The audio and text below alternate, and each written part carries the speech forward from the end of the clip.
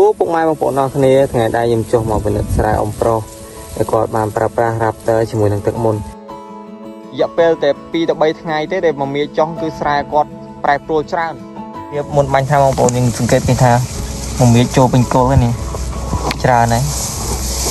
នេះឡើងមែនតើឃើញអត់ខ្លាំងណាស់បងប្អូនអើយ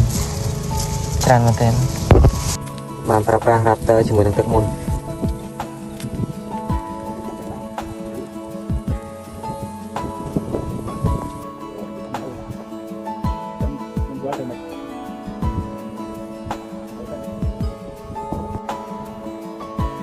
Kita.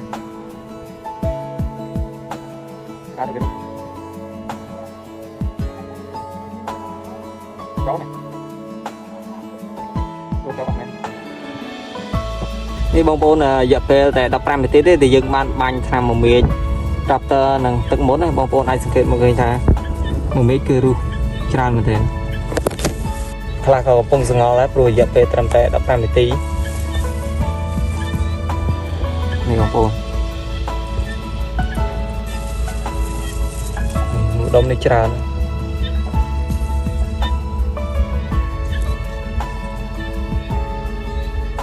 តែឡងរូងកាប់ទឹកមកជាងគឺថាមួយមេឃគឺធ្លាក់ពេញទឹកហើយនេះបងប្អូនអាចសង្កេតមកបាន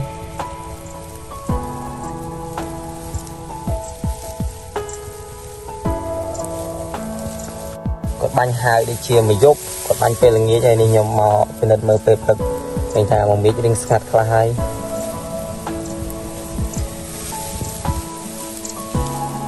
បងប្អូនអាចមើលមកកដុំនោះបានគឺធ្លាក់ច្រើនមែនទេ